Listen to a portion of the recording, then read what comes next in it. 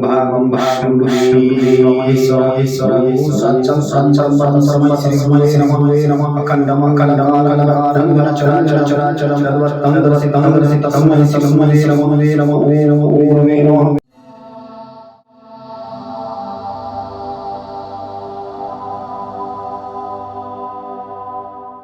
नमस्कार जी, मैं ब्रह्मनाथ।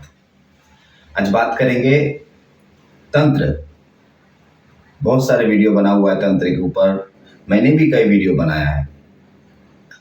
बहुत सारे लाखों करोड़ों वीडियो बनाए हुए यूट्यूब पे। तंत्र क्या है, तंत्र कैसा है, क्या होता है, सारे डिटेल्स हैं। लेकिन फिर भी आज तंत्र के विषय में मैं आपको कुछ ऐसे बातें बताने जा रहा हूँ जिसको अगर आप समझ लिए तो फिर तंत्र को समझने में कोई परेशानी नहीं होगी। तो वीडियो जाने से पहले कृपया सब्सक्राइब जरूर कर दीजिएगा। अगर वीडियो अच्छा लग रहा है तो एक लाइक जरूर कर दीजिएगा। कोई भी आपको बात करना है तो कमेंट बॉक्स में कमेंट करके छोड़ दीजिए, मैं जरूर देख लूँगा। ऑल का नोटिफिकेशन बेल जरूर दबाइएगा, नहीं तो मेरा जो वीडियो है वो आप तक नहीं पहुँचेगा। तो चलिए बात करते हैं तंत्र। देखिए, तंत्र को जो बेसिक चीजें हैं वो मैंने आप लोगों को सभी के साथ शेयर किया हुआ है। जैसे तंत्र का मतलब क्या होता है, तंत्र होता क्या है। फिर भी मैं छोटा करके थोड़ा सा बता दूं कि तंत्र मतलब होता है तन प्लस यंत्र। तन प्लस यंत्र। शरीर ही आसन है। तन यानी शरीर, यंत्र यानी आसन। तो शरीर ही आसन है। अगर आप शरीर को नहीं समझ सकते, अपने बॉडी पार्ट को आप नहीं समझ सकते हैं, तो आप कुछ भी नहीं समझ सकते तंत्र के विषय में, कुछ नहीं समझ सकते हैं। चाहे आप जाप कर लीजिए, ताप कर लीजिए, कुछ भी कर लीजिए, तो संभव नहीं है इसको समझना। ये महाविज्ञान है, ऐसा विज्ञान जो अनविजुअल है, आंखों से दिखाई नहीं देता है। तो पहले हम अपने शरीर को समझते हैं। हमारे शरीर में ही तंत्र इंक्लूड भरा पड़ा हुआ है, ठीक है। तो हमारे जो गुरु हैं वो हमेशा ये कहा करते हैं कि हमारे जो ब्रह्मांड है, पूरी ब्रह्मांड, पूरी सृष्टि हमारे नाभि चक्र में स्थित है। तो अगर हम उनकी बात माने कि नाभि चक्र में पूरी ब्रह्मांड स्थित है, तो फिर हमको कहीं जाने की जरूरत नहीं पड़ेगी साधना के लिए। मैंने बहुत बड़े से बड़े साधक को देखें कि वो साधना करने के लिए कभी मसान जाते हैं, कभी मंदिर जाते हैं, कभी चर्च जाते हैं, कभी मस्जिद जाते हैं, कभी जंगल चले जाते हैं, कभी नदी किनारे चले जाते हैं। तो अगर आप पूछेंगे तो बाबा जी इसका क्या कोई मतलब नहीं है? जी हाँ, जरूर है, लेकिन जरूरी नहीं है। मतलब जरूर है, लेकिन एक वही ऑप्शन नहीं है आपके पास चॉइस करने के लिए, है ना। अगर आप गृहस्थी हैं, घर में साधना करते हैं, तो आप डेफिनेटली कर सकते हैं, साधना जरूर कर सकते हैं। इसके लिए आपको ना जंगल, ना मसान, ना मंदिर, ना मस्जिद, ना चर्च, ना नदी किनारे, कुछ नहीं करना होगा। तो पहले हमें यह समझना होगा कि हमारे बॉडी में, हमारे शरीर के अंदर जो ब्रह्मांड है वो नाभि चक्र में स्थित है। तो पहले हमें उसे देखना होगा। देखिए, देखने के लिए दो रास्ते हैं। एक हठ योग, दूसरा तंत्र मार्ग। हठ योग बड़ा कठिन है, इसमें बड़े नियम होते हैं, बहुत नियम से चलना पड़ता है, बहुत कुछ छोड़ने की जरूरत पड़ती है, बहुत कुछ अपनाने की जरूरत पड़ती है। लेकिन तंत्र ऐसा नहीं है। तंत्र तामसिक से आया है। अगर आप पूछेंगे कि तंत्र तामसिक ही क्यों है, देखिए, मैं हमेशा तंत्र के बारे में ये बताता हूँ कि इसके दो पार्ट होते हैं, एक सूक्ष्म होते हैं और एक स्थूल होते हैं। मतलब हाथी के दो दांत होते हैं, एक दिखाने के और एक चबाने के। अगर हाथी दांत दिखाएगा नहीं तो आपको लगेगा नहीं कि अरे हाथी का भी दांत होता है, क्योंकि दांत आपको दिखता नहीं है। तो इसीलिए तंत्र जो गुप्त होता है, जो सूक्ष्म होता है, वो दिखता नहीं है, लेकिन जो स्थूल होता है वो दिखाना जरूरी होता है। अगर आकार को नहीं समझेंगे तो निराकार तक कभी नहीं पहुंच पाएंगे। जब तक आप आकार को नहीं समझेंगे तब तक निराकार को नहीं समझ सकते हैं। मैं वही बात आपको बता रहा हूं, जब आप हमारे इस पूरे शरीर को नहीं समझ सकते हैं तब तक शरीर के अंदर जो सूक्ष्म शरीर है उसको आप नहीं अनुभव कर सकते, कभी सोच ही नहीं सकते इस बारे में। तो आपको पहले उसको समझना होगा अपने शरीर को। मैं हाथ हिला रहा हूँ, मैं हाथ हिला रहा हूँ, तो हमें समझ के साथ हाथ हिलाना होगा। मैं देख रहा हूँ, हमें समझ के साथ ही देखना होगा।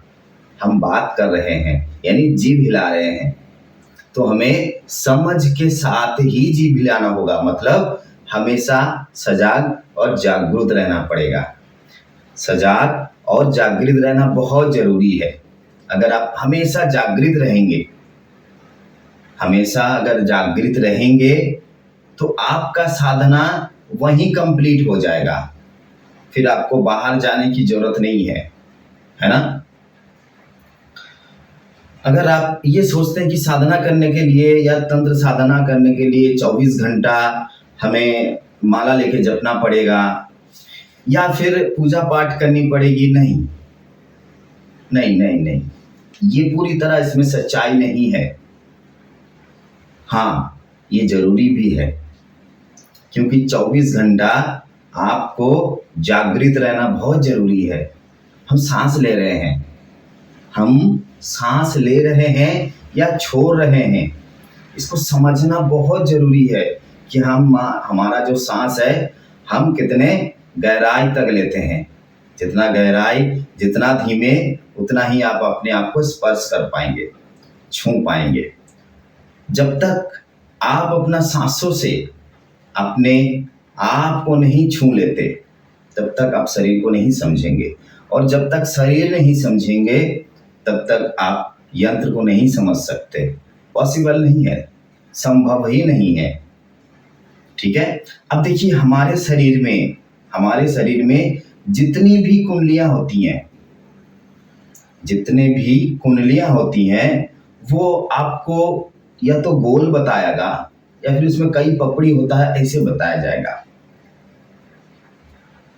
ठीक है। तो ये जो कुंडलियां होती हैं हमारे शरीर में जो कुंडलियां होती हैं, इसका आकार कैसा है ये समझना बहुत जरूरी है। अगर मैं आपको बता दूं कि इसके आकार गोल है, चौकोन है, लंबे है, त्रिभुज है, तो आप अनुभव नहीं कर पाएंगे। जब आप इसको अनुभव करने बैठेंगे तो आपको मेरी ही बातें याद आएगी कि गुरुजी ने ऐसा बताया तो ऐसा ही होगा। नहीं, ये पूरी तरह सच्चाई नहीं है। अगर आप सिर्फ मेरे बातों के ऊपर निर्भर करके कोई भी साधना, कोई भी तंत्र क्रिया आप करने जा रहे हैं तो रुक जाइए। अपना अनुभव बहुत जरूरी है।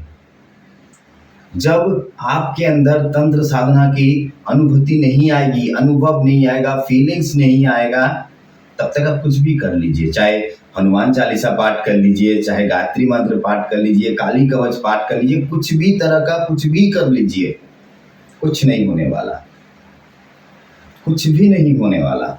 ठीक है। तंत्र में एक और बात है, तंत्र हमेशा कहता है मैं खाता हूं लेकिन मैं नहीं खाता, मैं देखता हूं लेकिन मैं नहीं देखता, मैं छूता हूं लेकिन मैं नहीं छूता। तो इसके जो महत्व बहुत बड़े हैं। अगर आपको कोई बता दे कि देखो आप देख रहे हैं कि मैं खाना खा रहा हूं और फिर मैं बोल भी रहा हूं मैं तो यही खा रहा हूं, तो आप तो या मुझे पागल समझेंगे या फिर झूठा समझेंगे, है ना।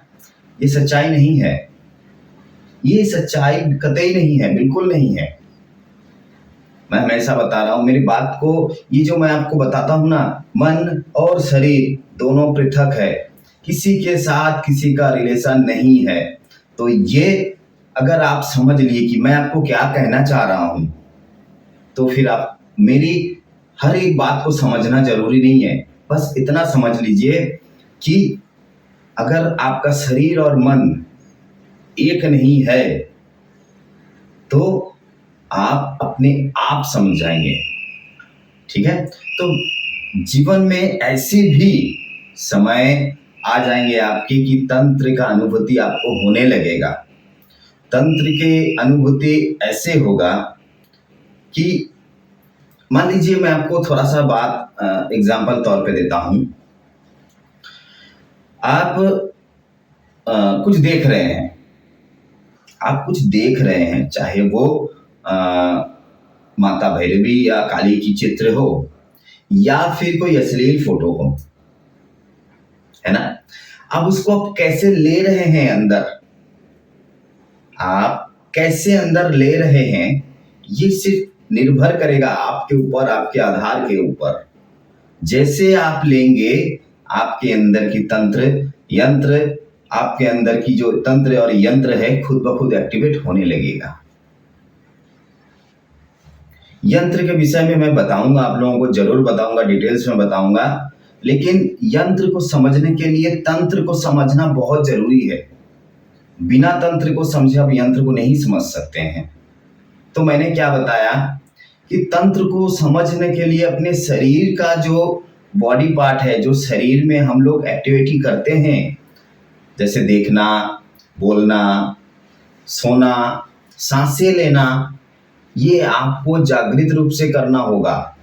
यानी ध्यान पूर्वक हम सांसें ले रहे हैं। अगर हमें पता ही नहीं है कि अरे हम सांसें कैसे ले रहे हैं, वो तो हमारा हैबिट बन चुका ना कि हम सांस ले रहे हैं, छोड़ रहे, ले रहे हैं, छोड़ रहे हैं। नहीं, ऐसा नहीं लेना है सांसें, आपको जागृत रूप से लेना है। अगर मैं इसका पूरी वीडियो बनाने जाऊंगा तो बहुत लंबा हो जाएगा, अधिक लंबा हो जाएगा, क्योंकि तंत्र कोई बोलने वाला, आप समझाने वाला विषय नहीं है। लेकिन फिर भी मैं आपको समझाने की कोशिश कर रहा हूं कि तंत्र में इंसान भटका हुआ है।